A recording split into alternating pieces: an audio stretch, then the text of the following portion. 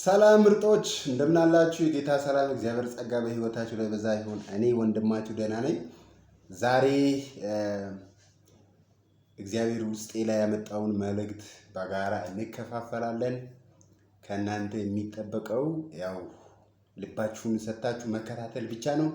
ዛሬ ማቴዎስ ወንጌል ምዕራፍ 24 ላይ ያለውን ቃል አንብበን ከዛ ቦታ የእግዚአብሔርን ቃል በዚህ በሲዝናል በሆኑ ጉዳዮች በወቅታዊ ጉዳዮች ላይ አማኙ ማህበረሰብ እንዴት መሆን እንዳለበት፣ ምን መሆን እንዳለበት፣ እንዴት መመላለስ እንዳለበት ጠቋሚ ነውና በጽሞና እንድትከታተሉ በእግዚአብሔር ፍቅር ጠይቃችኋለሁ። ከዚህም ባሻገር ደግሞ ይህንን በጎስፕል ኦፍ ጋድ ቲቪ ወርልድ ዋይድ የሚለውን ዩቲዩብ ቻናሌን ሰብስክራይብ እንድታደርጉ አዳዲስ ሲሆናችሁ ከዚህ በፊት ቤተሰብ የሆናችሁ ሰዎች ደግሞ ሼር ላይክ እንድታደርጉ በጌታ ፍቅር አሳስባችኋለሁ። ወደ እግዚአብሔር ቃል እንሄዳለን። ወደ ማቴዎስ ወንጌል ምዕራፍ 24 ከቁጥር 5 ጀምሮ ያለውን ክፍል ያው ጊዜያችንን ለመሻማት ከቁጥር 5 ጀምሮ ያለውን ክፍል በጌታ በኢየሱስ ስም አነባለሁ። ኢየሱስም መልሶ እንዲህ አላቸው፣ ማንም እንዳያስታችሁ ተጠንቀቁ። ብዙዎች እኔ ክርስቶስ ነኝ እያሉ በስሜ ይመጣሉና ብዙዎችንም ያስታሉ። የጦርንም ወሬ ትሰሙ ዘንድ አላችሁ። ይህ ሊሆን ግድ ነውና ምንድነው? ግድ ነውና ተጠበቁ፣ አትደንግጡ። ዳሩ ግን መጨረሻው ገና ነው። ሕዝብ በሕዝብ ላይ መንግስትም በመንግስት ላይ ይነሳልና፣ ረሃብም ቸነፈርም የምድርም መናወጥ በልዩ ልዩ ስፍራ ይሆናል። እነዚህም ሁሉ የሚጥ ጣር መጀመሪያ ናቸው ይላል። ክብር ለኢየሱስ ሲሆን ማቴዎስ ወንጌል ላይ ከቁጥር 1 እስከ 14 ድረስ ያለው ይሄ ክፍል የተፈጸመ ትንቢት ነው ብሎ የመጽሐፍ ቅዱስ አጥኚዎች ይናገራሉ። ሌላው ደግሞ ከ15 ጀምሮ ያለውን ክፍል እንደ ሌላ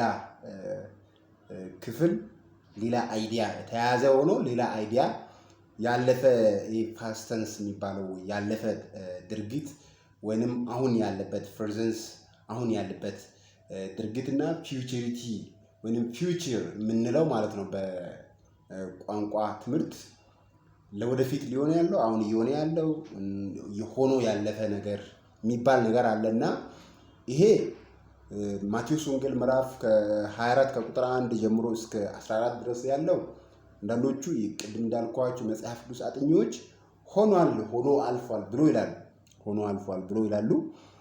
እኔ ግን ከዚህ ቦታ ምንድነው ለማለት የሚፈልገው ነገር አሁን በዓለማችን እንግዲያውስ በህይወት ያለን ሰዎች ምንሰማ ምናነብ ሰዎች ይሁኑ ያሉ ነገሮችን እስራኤል ከኢራን ጋር እንዲሁም ደግሞ አሜሪካ በኢራን ላይ ሰሞኑ የወሰደችውን ጥቃት ያው ያልሰማ ሰው ጥቂት ነው ብዬ አስባለሁና አብዛኛው ሰው ሰምቷል ብዬ አምናለሁና የጦርነት አለ፣ የምድሪቱ መናወጥ አለ፣ ይሄ ቸነፈር የሚባለው ረሃብ አለ፣ የኑሮ ውድነቱ አለ። ሰው መጽሐፍ በዚህ ቦታ ላይ ፍቅር ትቀዘቅዛለች ይላል። እዚህ ጋር ፍቅር ምን ትሆናለች?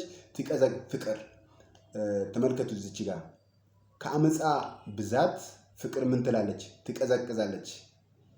የብዙ ሰዎች ፍቅር ይላል እዚህ ጋር ተመልከቱ። ምዕራፍ 12 ላይ ከምን የተነሳ? ከአመፃ ብዛት የተነሳ የብዙ ሰው ፍቅር ትቀዘቅዛለች ይላል። እስከ መጨረሻ የሚጸና እርሱ ይድናል እያለ ይናገራል። የፍቅር መቀዝቀዝ እንዲሁም ደግሞ ሰው ለቴክኖሎጂ፣ ለዝና፣ ለገንዘብ የሚሰጠው ቦታ የተለያዩ አይነት ከክርስቶስ ይልቅ የሚስቡ ነገሮች፣ ከአምልኮ ይልቅ የሚስቡ ነገሮች፣ ከዘላለም ሕይወት ይልቅ የሚስቡ አትራክት የሚያደርጉ የሰውን ቀልብ የሚስቡ ጊዜያዊና የሚያበለጭልጩ ነገሮች መታየት ይሄ የዘመን መጨረሻ ምልክት እንደሆነ ሰው የዘላለምን ሕይወት መዳንን ከማሰብ ይልቅ ጊዜያዊውን ስጋውን የሚያስደስት ነገር በማሰቡ አብዛኛው ሰው ደስታን በሚያገኝበት በእንዲህ አይነት ወቅት የጦርን ወሬ በምንሰማበት ቸነፈሩን፣ ረሃቡን፣ የኑሮ ውድነቱን፣ የዶላሩን መናር እንዲሁም ደግሞ የምንዛሬው ንግዱ የትራንዛክሽኑ ውድነት አያችሁ፣ በጣም ከባድ የሚባል የሰው አእምሮ ውጥረት ውስጥ ገብቷል። ይህ ሁሉ የጦሩ መጀመሪያ ነው የሚለው።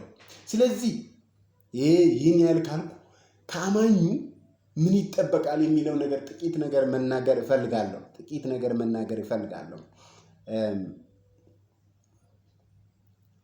እንደዚህ ነው የሚለው። እንግዲህ በነቢዩ በዳንኤል የተባለውን የጥፋትን እርኩሰት በተቀደሰችው ስፍራ ቆሞ ስታዩ አንባቢው ያስተውላል። በዚያን ጊዜ በይሁዳ ያሉት ወደ ተራሮች ይሸሻሉ፣ በሰገነትም ያሉት በቤቱ ያለውን ሊወስድ አይውረድ፣ በእርሻም ያለ ልብሱን ይወስድ ዘንድ ወደ ኋላው አይመለስ። በዚያች ወራት ለእርጉዞችና ለሚያጠቡ ወዮላቸው። ነገር ግን ሸሽታችሁ በክረምት ወይም በሰንበት እንዳይሆን ምን በሉ ጸልዩ። በዛን ጊዜ ከዓለም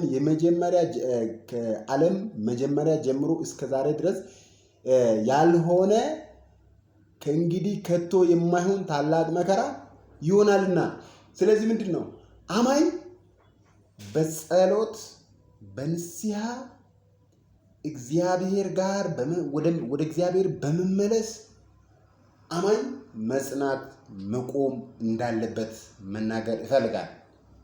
ከዚህ ውጪ ጦርንና የጦርን ወሬ እየሰማን መሸበር፣ መናወጥ፣ መታወክ አስፈላጊ አይደለም። ሁላችንም በእግዚአብሔር ጌታ ኢየሱስ ክርስቶስ እዚህ ነው ማንም ሰው ብላችሁ አትቀበሉ። የእግዚአብሔር መንግስት እዛ ወይንም እዚህ ምናምን ማንም ብሎ ቢሰብካችሁ ብናገራችሁ አትቀበሉ። የእግዚአብሔር መንግስት በመካከላችሁ ናት።